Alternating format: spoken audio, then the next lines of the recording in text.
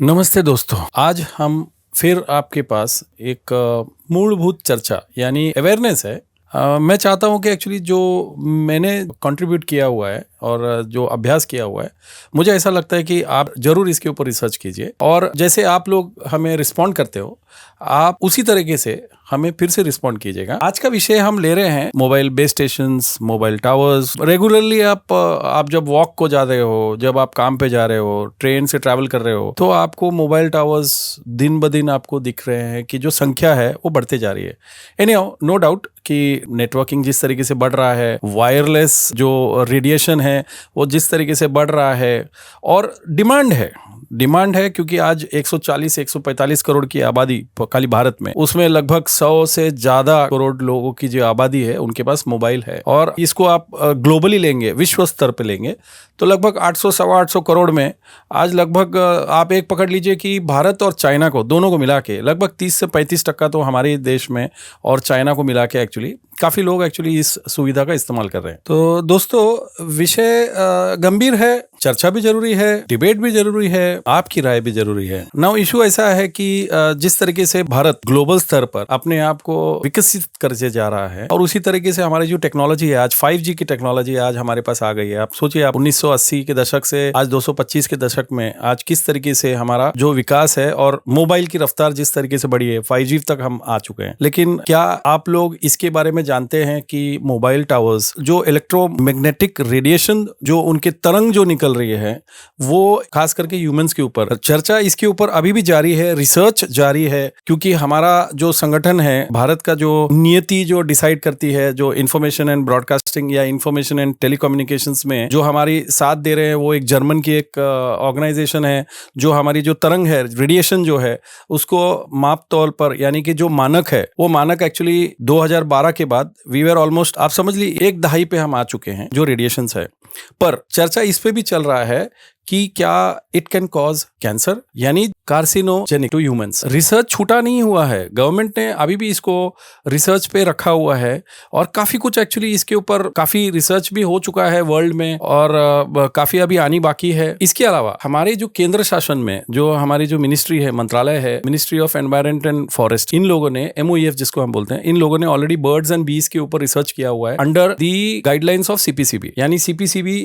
इसलिए इन्वॉल्व किया जा रहा है क्योंकि ये रेडिएशन जो है वो पोल्यूशन से हम उसको जोड़ते हो। अब बीज और बर्ड्स के ऊपर भी रिसर्च, इनका परफेक्ट रिजल्ट नहीं आया है, बट इतना तो पता है कि ये कहीं ना कहीं हानिकारक है, जिसके वजह से जो पक्षियां हैं, जो माइग्रेटरी बर्ड्स भी होगा, या आप डोमेस्टिक स्पैरोज देख लीजिए। जो डोमेस्टिक स्पैरोज है, क्योंकि जो 4G था, 4G के बाद 5G आया, इसमें थोड़ा सा एक टेक्नोलॉजी में वो रेडिएशन के बढ़ने की वजह से या जो तय मात्रा है उसके वजह से शायद इंसानों के लिए वो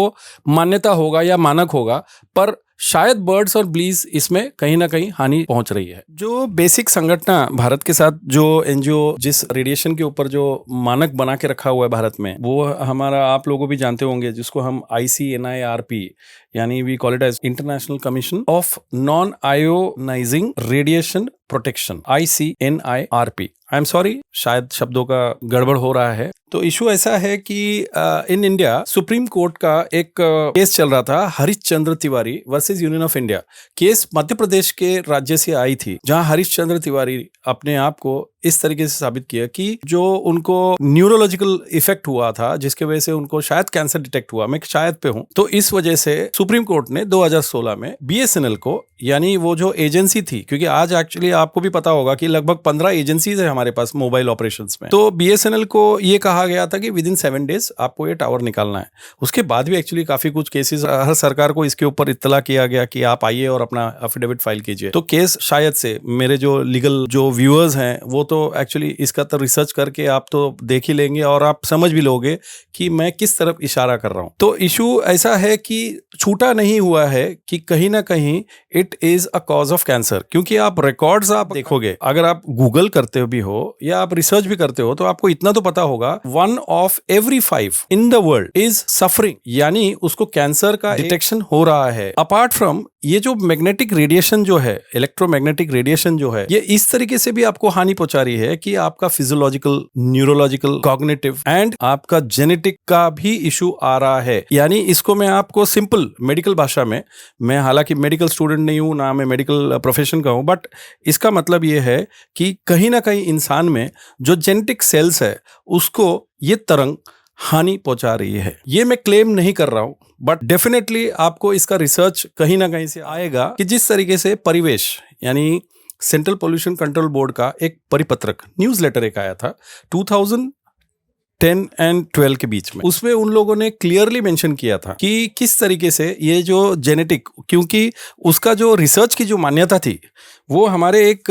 इंडियन साइंटिस्ट गुलसा तेज गांधी, ये हेड ऑफ द डिपार्टमेंट है human genetics, Guru Nanak Dev university Amritsar, इन्होंने भी एक्चुअली इसका आविष्कार किया था। और उसके अलावा अगर आप इसी रिपोर्ट में ये 84 पेजेस का एक रिपोर्ट है, इसी परिवेश में अगर आप एक और चीज आप देखेंगे तो खुद सीपीसीबी ने भी एक्चुअली इसकी मान्यता नकारा नहीं है। Increased cell growth of brain cancer cells, a doubling of rate of lymphoma, changes in tumour वगैरह वगैरह। हमारा मेन कॉज है कि आप जिस तरीके से आप न्यूरोलॉजिकल आप देखिए, आज मैक्सिमम हमारे जितने भी, इनफैक्ट आप हमारे एज में भी आप देखेंगे और एक्चुअली आप छोटे बच्चों को भी आप देखिए, मेमोरी लॉस एक न्यूरोलॉजिकल और कॉग्निटिव डिसऑर्डर आ चुका है। पॉसिबली है कि ये मेरी एक राय है, मेरा पर्सनल व्यक्तिगत ओपिनियन हो सकता है। I mean I do not deny कि इसके ऊपर मेडिकल रिसर्च क्या निकाल रही है, but at the same time अगर आप एनसीडीसी यानी national council of disease control का भी आप देखेंगे तो उन्होंने भी अभी तक इसको पॉइंट आउट नहीं किया है कि this can relate to the radiation of, और we call it as a magnetic radiation of the mobile signals. अब आते हैं मोबाइल टावर्स और मोबाइल बेस स्टेशंस।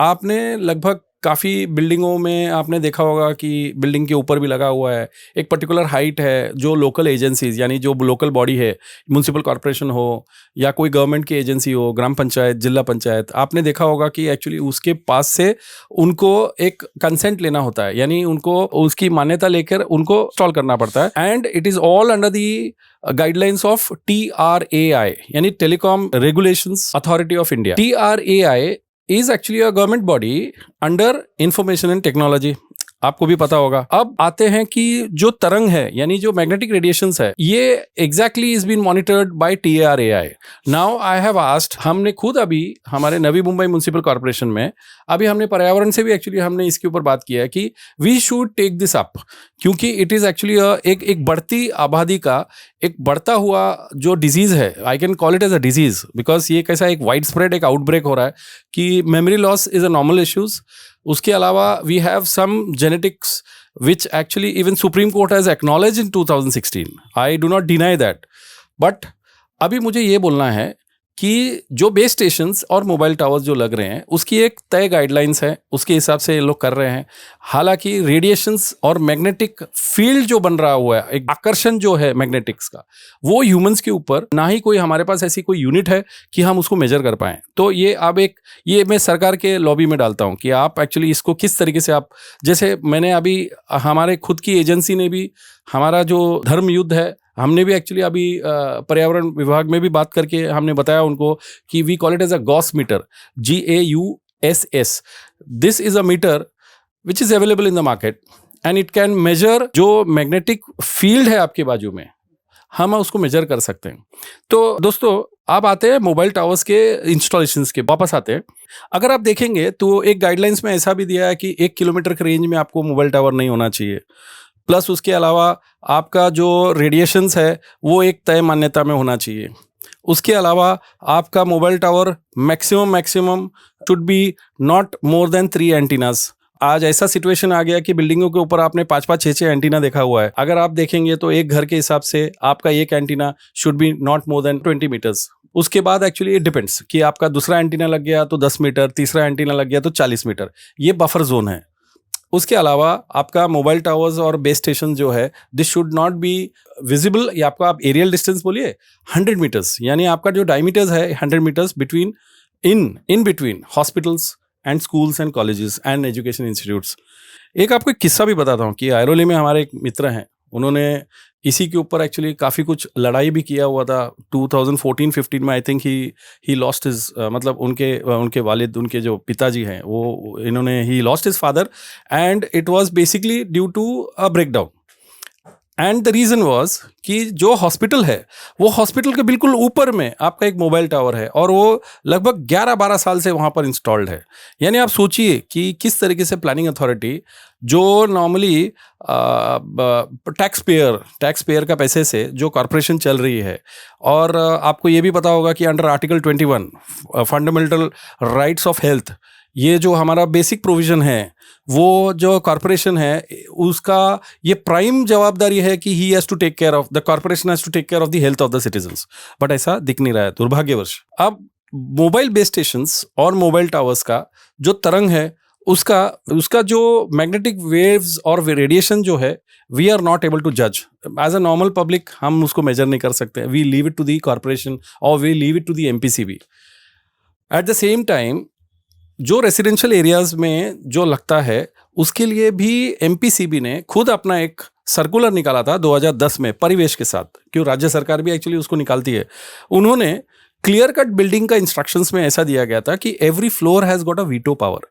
तो शायद मेरे जो दोस्तों, अगर आपको कभी ऐसा लगता होगा कि कहीं ना कहीं आपकी बिल्डिंग में भी ये हानि, क्योंकि आप भी जानते हो कि this is a big threat to the society, क्योंकि health wise people are getting down now, उसमें वीटो पावर का पावर दिया हुआ है। Every floor will have a veto power. क्योंकि नॉर्मली क्या हो जाता है कि एजीएम में कि चलो ठीक है, कमिटी ने बता दिया कि भाई पैसे आ रहे हैं, society will earn and thing, but what is the money required for जब आपका हेल्थ ही खराब हो रहा है बिल्डिंग में। और ये इशू इवन एक और सोसाइटी में इशू सेम आ गया जहां पर people have been detected with the early stage of cancer. So आप लोग सोचते होंगे कि रेडिएशन, इलेक्ट्रोमैग्नेटिक रेडिएशन क्या होता है, और आपको ये भी बता देता हूं कि दो टाइप के रेडिएशंस होते हैं। एक एक्चुअली जो आपका हर तरफ से आपका जैसे एफएम हो गया, रेडियो आ गया, उसके अलावा देन दूसरा है radiation is basically from the mobile towers, जो वायरलेस यूज़ हो रहा है बेसिकली। तो इशू ऐसा है कि जो हम वायरलेस, यानी ये जो रेडिएशन है इलेक्ट्रोमैग्नेटिक, अगर साइंटिफिकली उसको इलैबोरेशन करें तो it is a non ionising radiation. It means कि लॉन्ग टर्म में ये जो नॉन आयोनाइजिंग है, ये आपका कहीं ना कहीं सेल को ये रेडिएशन आपको डैमेज कर रहा है। ये एक डिबेट का इशू है and I would definitely love to have somebody who can interfere and इसके बीच में आकर आप एक्चुअली इसके ऊपर डेफिनेटली कुछ सोचिए और इसके ऊपर कुछ अपनी राय दीजिए। I leave it to you and do write to us. आपका फीडबैक भी मुझे दीजिए, हो सकता है शायद आपका फीडबैक से काफ़ी कुछ रिसर्च होगा। Thank you.